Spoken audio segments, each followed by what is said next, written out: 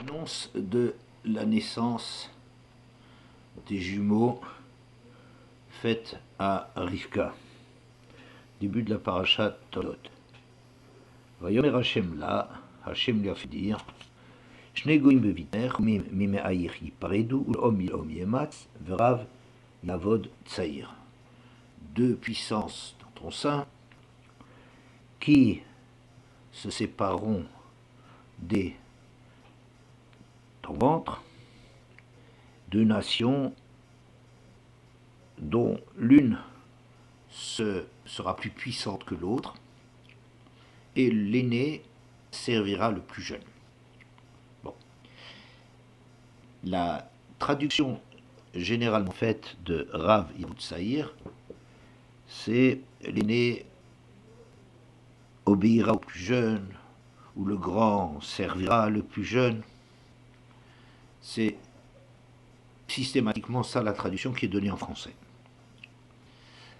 En vérité, Rashi, quand il dit Ba'akev Esav, et lorsqu'ils sortirent, Yaakov saisissait le talon d'Esav, Siman she'enzem spik ligmor malchuto. Une seconde. Malchuto ad sheze omed v'notla emena. Ce qui est le signe que l'un ne terminera pas sa royauté jusqu'à ce que l'autre vienne la lui prendre. Ce qui indique bien que Esav, pendant la majorité de l'histoire, détiendra le pouvoir. Et ce sera qu'à la fin, dans les temps messianiques, que le plus jeune, que Yaakov, viendra lui prendre son pouvoir. Il lui saisit le talon, toute la grandeur, tout le pouvoir de Esav est passé, mais à la fin, il sera saisi par le talon et c'est Yaakov qui l'emportera. Est-ce que une description de ce genre-là supporte la traduction Verav Yavod Tsaïr, le plus grand servira le plus jeune, l'aîné servira le second? Certainement pas, puisque 95 ou 98% du pouvoir de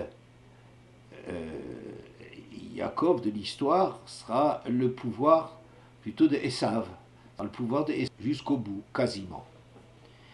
D'ailleurs, dans l'histoire, il n'y a eu qu'une courte période à l'époque de David Améler où Israël a eu raison de Édom.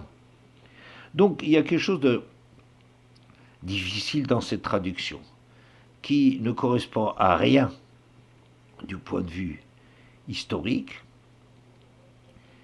Et deux commentateurs, à notre connaissance, contestent cette traduction traditionnelle. Il s'agit d'Adskeni Mibale Tosfot, qui déclare Verav Yavod Tsaïr, et longtemps sera asservi le plus jeune. Le jeune sera asservi pendant longtemps. C'est bien que Tosfot ne peut pas accepter comme vérité que le grand servira le plus jeune, mais longtemps, beaucoup, sera asservi le plus jeune. Yonatan ben Uziel, pour sa part, traduit « Le grand servira le plus jeune » à condition que celui-ci observe les lois de la Torah, les mitzvot de la Torah. Alors, donc, on a une difficulté ici. C'est que Tosfot a traduit effectivement que le jeune servira longtemps, mais on se demande à quoi ça nous sert de le savoir. Quoi, c'est pour qu'on prenne notre patience, notre mal en patience, pour qu'on sache que même si Afalpi Sheit Maimea Im Koser Hakelo, quand bien même le temps s'écoule et malgré tout, j'attends encore toujours la venue du Mashiach, c'est pour nous faire prendre conscience.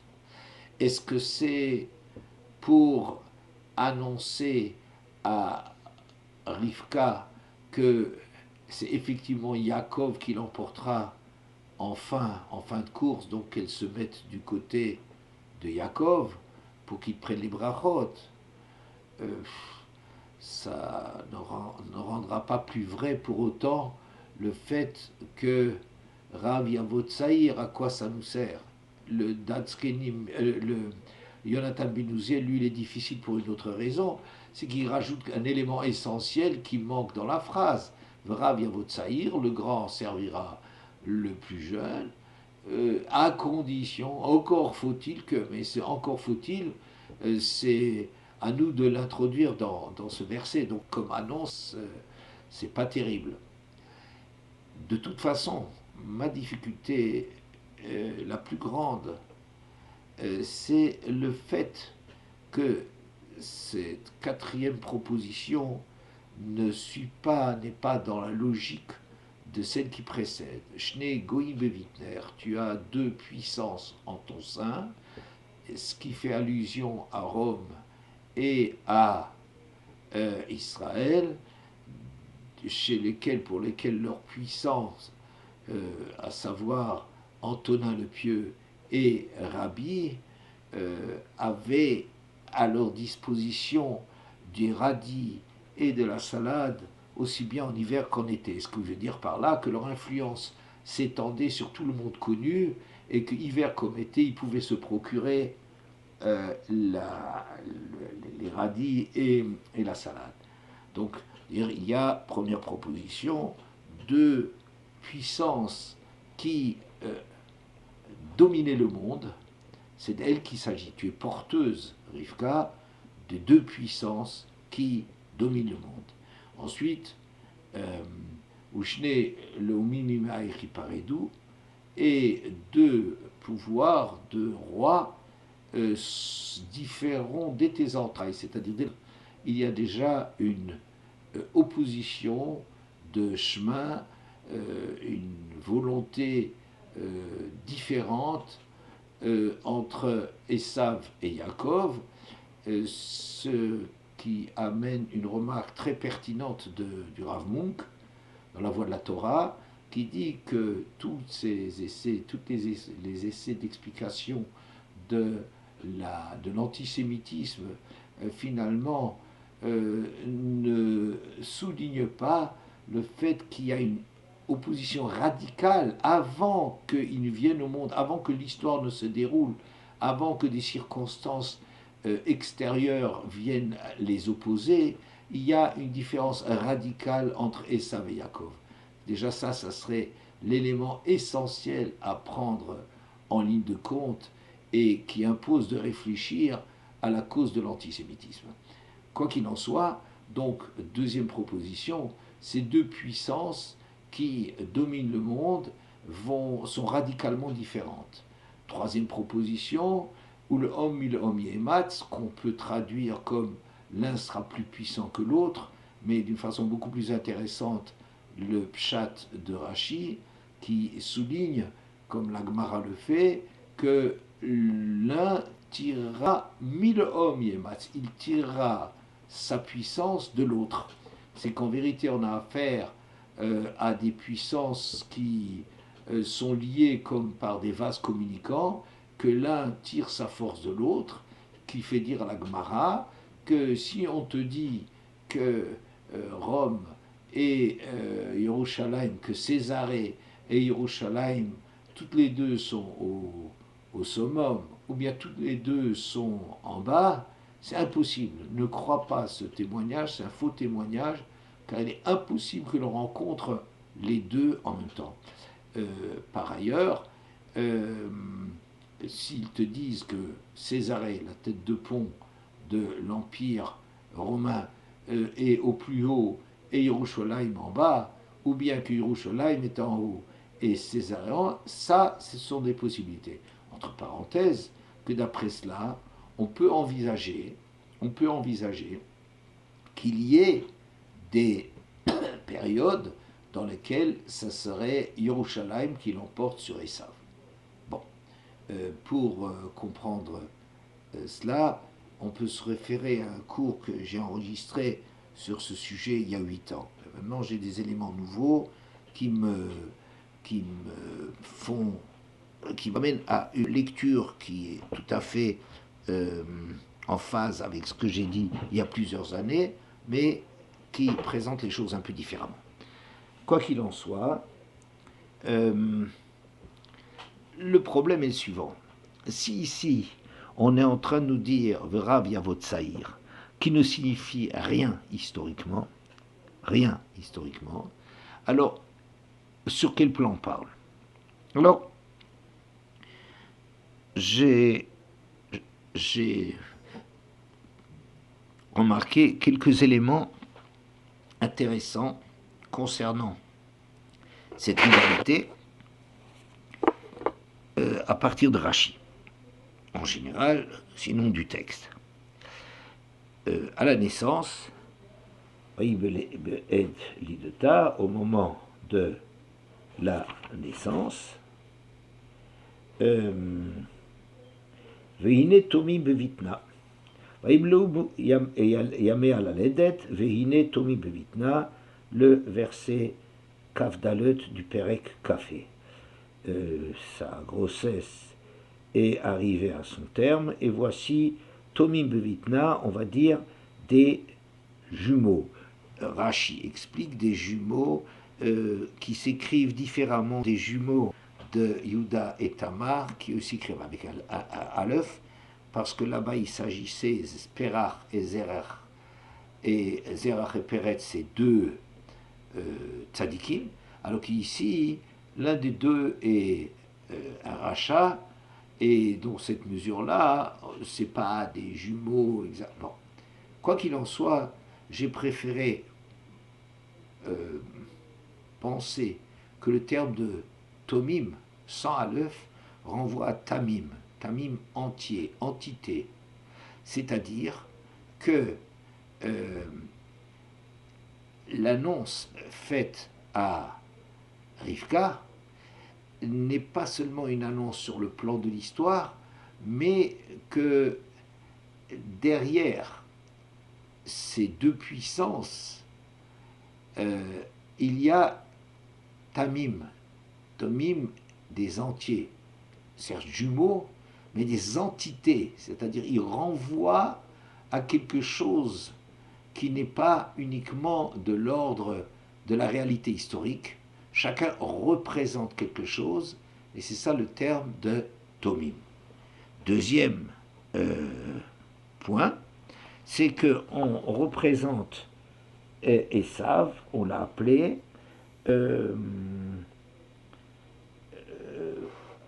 Esav, comme on s'est marqué, Kulo Kaderatsear, Melosahar, il était plein de poils, que Talit Shel Tsemer Hamle Asahar, comme une pelisse ou une pelure, Vayikreu Shemo Esav, dans Rashi, on a appelé son nom Esav, Hakol Karuloken, c'est un nom qui s'imposait, tout le monde l'appelait ainsi, le fi Shayana Sevenigmar Besaro que Venshani Arbe, car il était terminé dans ses poils comme quelqu'un qui avait déjà plusieurs années. C'est-à-dire que dès la venue au monde de Esav, il se caractérise par le fait d'être assoui, d'être déjà entier. C'est pas le temps qui va donner sa réalité, sa consistance à Esav. Venu déjà au monde, on voit chez lui une assoui qu'il est déjà fait, il est déjà terminé, il est déjà tel qu'il est, comme on dit par exemple sur Behema, Bahama. Quand on oppose le terme de Behema, un animal, à Adam, alors Adam c'est comme Adama, c'est quelque chose qui pousse, quelque chose de progressif. Alors que Behema, Bahama, il y a dans elle ce qui la constitue. Un jeune lion, c'est déjà un lion. Eh bien, Esav apparaît aussi qu'un jeune Esav, c'est déjà du Esav. C'est déjà du Esav, il est déjà assoui, il est déjà terminé. Autre élément, Admoni, qu'il est rouge. Kulo Kader et Sahar, il est rouge, et le rouge qui est rapporté à plusieurs reprises concernant Esav, qu'il est rouge, il s'appelle rouge, sa pays est rouge, ses Giborim sont rouges, il est toujours qualifié de rouge. Et ce qui me renvoie à Para Aduma Temima, comme une vache entièrement rousse, chez l'eau à la Léaol, qui n'a jamais, qui est indomptable, qui n'a jamais travaillé, qui n'a jamais été soumis. C'est comme une espèce de force indomptable, une réalité indomptable, une vigueur naturelle de Adama, comme la terre, une matière, une réalité matérielle indomptable. Il y a aussi un verset qui va nous aider dans Kohelet. Dans Kohelet Dalet, Pasuk Yud Gimel. Tov Yeled Misken v'chacham mimeler zaken ursil. Et mieux l'enfant misken, misérable, et chacham, qu'un roi vieux et stupide. Rashi dit la chose suivante. Tov Yeled Misken v'chacham, ze Yetzer Tov. Qui est-ce qu'on qualifie d'enfant négligeable et chacham? C'est Yetzer Tov, c'est Yetzer Tov. Lama nikra Yeled, pourquoi s'appelle-t-il Yeled? She'einu ba ba'adam ad yud gimel shana. Il n'apparaît chez l'homme qu'au début de la maturité. C'est avec la maturité que commence la réflexion, que commence l'intervention du Yetzer HaTov. Misken, misérable, she'eina ivarim shomim lo comme le Yetzer Hara. Car il n'est pas suivi les injonctions du Sechel, de la réflexion qui viennent à partir de 13 ans, ne sont pas suivies et n'inspirent pas le corps, contrairement au Yetzer Hara, qui lui est un Melech, est un roi, V'chacham, ce Yetzer HaTov est qualifié de Chacham, chez Maskil et Adam le Der Tova, car il amène l'homme dans le bon chemin. Ça, c'est préférable au Melech Zaken Ursil, toujours Rashi, Yetzer Hara, Shehu Shalit al Kol Haivarim. Pourquoi l'appelle-t-on roi? Car c'est lui qui a le pouvoir sur le corps. Zaken, chez Misha'a Shenolad Avlad Unatunbo, car dès qu'il apparaît, dès la naissance de l'enfant, il apparaît. C'est pour ça qu'il est ancien, il a 13 ans d'avance. Il a 13 ans d'avance chez Néma, le Petach Hatatrovetz. Et le mal, ou l'instinct du mal, apparaît dès la porte, dès la sortie à l'air.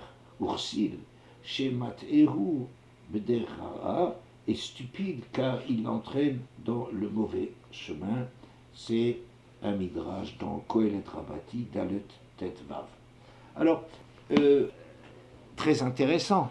Si on essaye de traduire maintenant Rav Yavot Saïr, alors Rav serait le qualificatif de le tamim, ce à quoi ce que traduit, ce qu'incarne Esav, c'est le Rav. Rav, c'est quoi? C'est Yetzer Hara. Il incarne le Yetzer Hara. C'est ça le tamim. C'est pour ça que le Yetzer Hara qui est là dès la sortie, il s'appelle Assoui, il est prêt à la lutte, il est déjà prêt pour son rôle dès la sortie du jour. Kilo Kulo Kaderet Sehar, il est là avant que l'intelligence vienne le tempérer. Il est dans toute sa puissance indomptable, dans sa volonté de vivre, comme un enfant qui n'a que des exigences, qui n'a aucune maturité, aucun recul par rapport aux choses, et qui n'est là qu'en train de crier et d'exiger ce qu'il pense lui convenir. Et donc, ce Meler Zaken, donc ce pouvoir de Esav, encore une fois, le pouvoir de Esav, il est roi du monde, mais il le domine comme le Yetzerara, qui a le pouvoir qui est extrêmement difficile à déboulonner. Voilà. Alors, si on traduit les choses de la sorte, alors on se poserait le problème que tout est déjà joué dès le début. Les cartes sont déjà battues depuis le début, et il n'y a pas de liberté, pour Esav d'être autre chose qu'un rachat, puisqu'il incarne le Yetzerara, on va dire voilà, tout est déjà joué depuis le début. Il est déjà rat, son essence c'est déjà mauvais, il envahit toute la personne, impossible à domestiquer, exigence absolue, mais on peut remarquer une première chose, c'est que dans Rashi, on dit la chose suivante, à propos du verset Kaf Zain, Vayigdelu Anaharim, Vayi Esav ish yodea tzaid ish sadeh, Yaakov ishtam yodea ohalim. Alors les enfants grandirent, et Esav devint un homme qui connaissait la chasse, un homme des champs, alors que Yaakov était un homme intègre qui demeurait dans les tentes. Rashi dit, Vayigdelu Anaharim, Vayi Esav, Kol zman shehayu ketanim, lo hayu nikarim b'maasehem, ve'en adam medakdek bahem mativam. כיוון שנעשו בני י"ג שנה, זה פירש לבתי מדרשות, וזה פירש לעבודת אלילים. Alors, qu'est-ce que ça veut dire? Le verset lui dit grandir, et Esav est devenu. C'est pas dès le début, c'est seulement une fois qu'ils ont grandi. Qu'est-ce que ça veut dire? Quand ils ont 13 ans, on a vu la différence qu'il y a entre les deux. Ça veut dire tant qu'ils étaient encore, disons peut-être sous la coupe de Yitzhak et de Rivka, ils allaient dans les écoles, ils allaient à la choule, ils faisaient les mêmes actes, on ne distinguait pas très bien, comme la rose et la ronce, les deux, on n'arrive pas très bien à distinguer lequel est la fleur et lequel c'est le taillis, la broussaille, c'est seulement avec le temps. Et bien de la même façon ici, quand ils étaient petits, on ne voyait pas bien la différence, et c'est seulement une fois qu'ils ont grandi, c'est-à-dire à partir de 13 ans. Maintenant, il y a un autre Rashi, un peu plus tard, que va Yazed Yaakov Nazid, Vayavo Esav minasade v'hu ayef, Vayomer Esav el Yaakov halite nina mina adom adom haze, ki ayef anochi. Alors, Yaakov faisait mijoter un plat, et Esav arrive du champ et il est fatigué. Esav déclare à Yaakov, verse-moi donc de ce rouge-là, car je suis épuisé. C'est pour cela qu'on appela son nom Édom, de la couleur de ce plat. Alors Rashi explique à ce propos de quoi parle-t-on dans ce plat qu'on fait mijoter, Vayazed, Lachom Bichoul, etc. C'est cuire longuement, etc.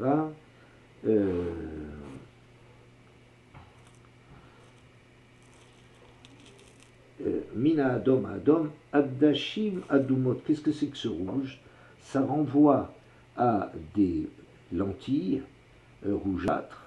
Ve'oto hayom met Avram, c'est le jour où Avram est mort. Shelo yir et Esav ben beno yotzel tarbutra, de sorte à ne pas voir comme Esav va mal tourner. Et alors qu'on a annoncé à Abraham, Enzo Shiva Seva Tova Shivticho HaKadosh Baruch Hu, לפיכך קצב הקדוש ברוך הוא 5 שנים משנותיו, שיצחק חי ק"פ שנה, זה קע"ה שנה. Et donc, de quoi s'agit-il? C'est la Souda Tava, c'est le premier repas qu'on a pour des endeuillés, que Yaakov préparait le plat pour son père, pour Yitzhak, car Abraham était mort à ce moment-là, et c'est le plat que l'on donne. Pourquoi un plat de lentilles? Tout le monde sait ça. Chez Galgal Achoser Baolam, parce que c'est quelque chose de rond, comme les lentilles, où on donne aussi des œufs, quelque chose de circulaire, pour dire que c'est une roue qui tourne dans le monde, et que tout le monde est obligé de passer par là, et aussi par le fait qu'il n'y a pas et de la paix, qu'il n'y a pas de parole à ce moment-là, on reste avec son affliction, muré dans le silence de la mort. Voilà. Et à quel moment ça s'est passé, cette histoire du plat de lentilles? C'est quand ils ont eu 15 ans. Quand les jumeaux ont eu 15 ans, c'est facile de faire le calcul, que c'est quand ils ont eu 15 ans que Avram est mort. Et donc c'est cette occasion-là que l'on déclare que Avram est mort plus tôt que l'âge qu'il aurait pu espérer s'il avait vécu comme son fils Yitzhak, 180, lui il a eu 5 ans de moins, donc 5 ans de moins, pour ne pas voir Esav qui tournait mal. Donc ça veut dire que jusqu'à 15 ans, Esav ne tournait pas mal. Il a commencé à mal tourner quand il a eu 15 ans. Mais Vaïk de Louanarim, précédemment Rachi avait dit que c'est quand ils ont eu 13 ans que l'on commençait à, que l'un il est allé dans tel chemin et l'autre a choisi l'autre chemin. Alors le Maharal explique que ce qui s'est passé à 13 ans, c'est j'ai Piresh l'Avodazara, Vze Piresh l'Avodas Hashem. Rachi dit que c'est quand ils ont eu 13 ans qu'ils ont choisi leur voie. Mais c'est seulement choisir leur voie, c'est pas marqué qu'ils ont fait en pratique de l'idolâtrie ou de Avodat Hashem, que c'est quelque chose de flagrant, et c'est seulement 2 ans plus tard que ils arrivent à vraiment exprimer leur différence. Moi je pensais un peu autrement les choses. Il y a à 13 ans, le phénomène qui apparaît quand on a 13 ans, Yeled, Misken, Vechacham, il est Yeled à partir de 13 ans, parce que c'est à 13 ans que la réflexion commence à avoir une partie, à occuper une partie importante dans la personne. Et donc, c'est ça le moyen de combattre contre ces pulsions naturelles qui sont là dès que l'enfant vient au monde. Il y a déjà une façon d'y résister par la réflexion, par le recul que l'on peut adopter, que l'on doit adopter par rapport à ces penchants naturels. Donc il y a une première possibilité de prendre du recul, quand bien même on a une nature sauvage et indomptable, mais quand, ça c'est la nature des choses, mais quand vient l'intelligence et la force d'intelligence et de réflexion, on peut arriver à dompter une nature difficile. Et c'est une première étape. Cette première étape, ce premier tournant, Esav ne l'a pas pris. Il aurait pu. Il aurait dû. Mais ça, je dirais qu'il utilisait son intelligence, qui était très grande, pour le conforter dans la voie qu'il avait choisie. Et donc, au lieu que l'intelligence lui donne du recul et la maîtrise sur ses pulsions, ça a été l'inverse. C'est que le corps continue à dicter sa volonté d'emprise et de maîtrise sur le monde, et l'intelligence a été récupérée dans ce cadre-là. Une deuxième occasion qui se présente et qui aurait dû faire changer Esav, c'était quand il a eu 15 ans, la mort de Avraham Avinu, l'annonce de la mort d'Avraham Avinu.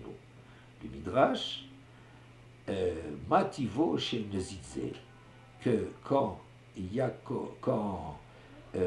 Esav voit ce plat de lentilles rouges qui est en train d'être cuit par Yaakov, il demande ça correspond à quoi? Moi, Pitom, on n'a pas l'habitude de manger ça. À quoi ça correspond? Il dit Shemet Otozaken, c'est Avraham Avinu qui est décédé. Et donc c'est le plat que l'on fait. Alors il dit quoi? Midat Adin, Av Botozaken Paga, Midat Adin. Quoi? Le jugement, la rigueur s'est abattue, même sur ce tzaddik, même sur ce vieillard extraordinaire, irréprochable, qu'Avraham Avinu. Les din veulent dayan, ça prouve qu'il n'y a pas de juge, ça prouve qu'il n'y a pas de justice, ça prouve que il n'y a pas de punition, il n'y a pas de récompense, il n'y a pas de récompense, sinon Avraham Avinu aurait survécu. Et Triatametim, tout ça c'est de la religion, ça n'existe pas. C'est-à-dire que le moment de la mort, qui est la mort d'un proche, qui remet les choses en question, qui a un galgal à choser, dans lequel on peut constater que finalement la mort frappe tout le monde, même nous, et que l'histoire s'arrête une seconde avant que nous disparaissions, ben non. Nous aussi, on est dans ce galgal à choser, une roue inexorable qui tourne dans le monde et qui finit par achever toutes les créatures. Et ce galgal à choser, qui est une expérience terrible de s'apercevoir que notre façon d'être accroché à la vie, et ben il y a quelque chose d'erroné là-dedans. C'est pas comme ça se termine. Le Olamazé, ça finit.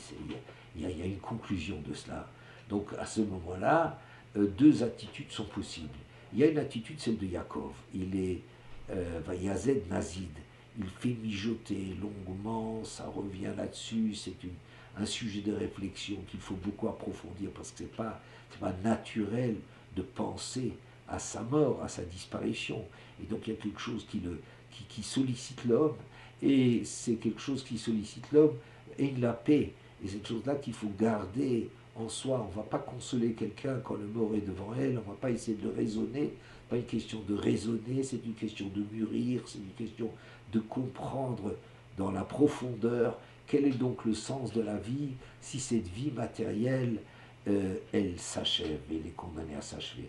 Ça c'est l'attitude de Yaakov, alors que Esav par rapport à ça, Halité Ninami, il ne veut pas regarder ça, il ne veut pas regarder cela, ça ne l'intéresse pas, il voit là-dedans, il voit rouge, il ne voit que ce destin impitoyable, Haliteni, fais-moi avaler de cette potion amère. Il veut faire abstraction de ce qui aurait pu tellement remettre en question toutes ces considérations, sa façon de voir la vie. C'est de nouveau une occasion énorme de changer son regard sur les choses, mais quand bien même on représente le Yetzirah, mais soit la réflexion à 13 ans, avec la réflexion on a un recul par rapport à sa vie, soit la réflexion sur l'expérience, la dureté, la mort, le malheur, et qui oblige à repenser, qui devrait obliger à repenser sa vie autrement. Alors, mais avec cela, on n'a pas avancé sur le point de traduire Verav Yavot Saïr. Oui, à quoi ça correspond? d'accord qu'on a dit que Rav, c'est le Yetzer Hara qui est soumis au Yetzer Tov, on ne voit pas en quoi. Alors, il y a une expression dans la Gemara qui dit la chose suivante. Chamor afilu betkufat tamuz karir ale. Un âne, même dans la saison d'été, même en plein été, il a froid. Le chamor, ça traduit la matière.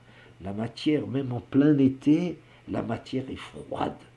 C'est-à-dire que la matière elle-même ne donne pas de sujet d'échauffement. Elle ne réchauffe pas l'homme. C'est une machine, c'est une réalité morte.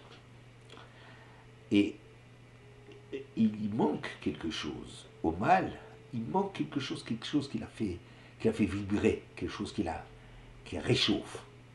On dit aussi, par exemple, que le Mashiach, une des options, c'est que le Mashiach viendra Bedor Shikulo Chayav, une génération complètement perdue.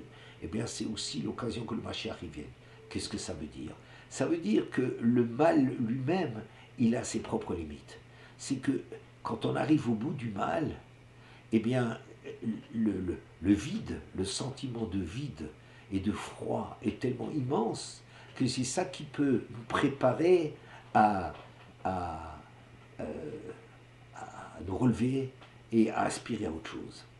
Et toute la vie, elle est, côté Yetzer Hara, de s'illusionner, de croire que, de vivre dans une espèce d'illusion permanente, soit d'une activité débordante, de devenir riche, accumuler, vouloir donner sens à sa vie par l'accumulation, qui ne signifie pas grand-chose en tant que telle, qui ne donne pas un grand sens, mais qui donne au moins de l'occupation, qui nous occupe. On a l'impression qu'on est en train de devenir riche, de construire riche, comme si on se construisait en même temps. Il y a cette illusion-là, il y a toutes les illusions, toutes les expériences qu'on peut faire. Il y a enlever les tabous, il y a des tabous, il y a des choses qui nous sont interdites. Eh bien, renverser tout cela, faire toutes les expériences du possible. Et la vie peut se dérouler dans une illusion permanente de lui donner sens, de s'activer, de faire quelque chose de sa vie. Et en vérité, le Homer est froid. Il y a quelque chose qui va être, quelque chose qui se dégage à la longue, c'est que, et alors, quand tu es riche, et alors, quand tu es l'homme le plus riche du monde, et alors, quand tu as fait toutes les expériences, et alors, quand tout a été permis, tu as rejeté toutes les limitations et tout, et alors, ce vide, c'est la supériorité du Yetzer Tov sur le Yetzer Hara. Vera Yavod Tsaïr, que le Ra finalement est assujetti, que le Rav est assujetti au Tsaïr, ça signifie qu'il y a une supériorité dans les enfants. Tout semble identique, tout semble symétrique. Deux puissances dans des directions différentes, deux puissances qui se nourrissent l'une de l'autre, mais la quatrième proposition est encore une avancée là-dedans, qu'il y a une supériorité du jeune par rapport au grand, c'est que le grand qui est Yetzer Hara, et c'est ça qui est incarné par Esav, que Esav va traduire dans sa vie, eh bien il a une infériorité qu'il manque de sens véritable, il manque quelque chose qui le chauffe. Avec ça, on peut comprendre quelque chose de très étonnant. On dit dès le ventre de la mère, qui a eu Vaïtrotsutsu Abanim Bekirba, les enfants qui se battaient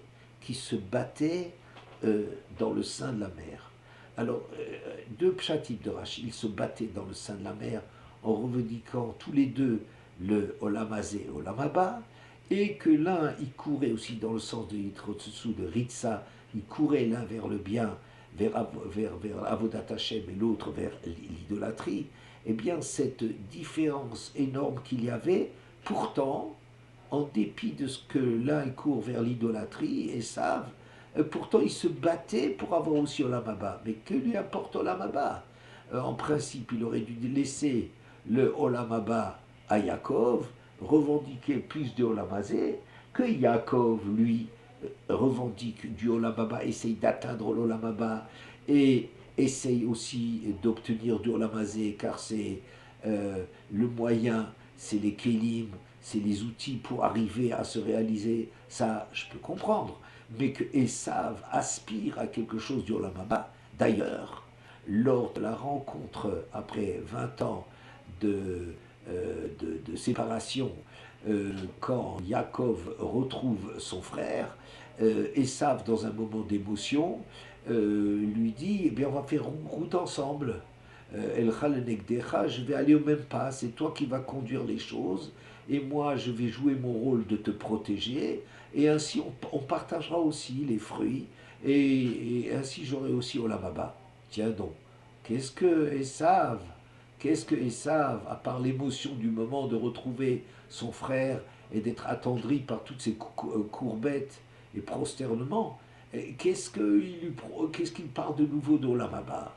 Qu'est-ce qu'il parle d'Olam Haba? Ça veut dire que au fond du personnage du Yetzer Hara, au fond, il y a une aspiration, quelque chose de plus grand. L'homme a besoin de dépassement. L'homme a besoin de donner un sens qu'il ne trouve pas dans le Galgala Choser, dans le jeu de la nature. Et c'est ça, cette supériorité que le petit aura toujours, toujours par rapport au Yetzer Hara, c'est que le Yetzer Hara a une lutte, et on voit bien actuellement, une lutte impitoyable, incessante, sur un Dieu qu'on a mis à terre, qu'on a exclu de l'existence. Il n'y a plus rien, on continue à s'attaquer. On continue à s'attaquer à ce qui le représente. Qu'est-ce qu'on lui veut? Qu'est-ce qu'on essaie de poursuivre par ça? On essaie d'éliminer toute trace de quelque chose de grand, mais au fond, c'est parce que ce problème, on l'a jamais résolu avec soi-même. Pourquoi on continue à persécuter la Torah? Pourquoi on la persécute? On la persécute parce qu'on n'arrive jamais à éliminer la trace d'une aspiration, d'un besoin, de quelque chose qui dépasse le Olam Haba, qui dépasse le Olam Hazé, une aspiration au Olam Haba, une aspiration à la chaleur, une aspiration à un sens qui donnerait sens à sa vie. Ça, c'est la supériorité du Tsaïr en tout temps par rapport au Rav.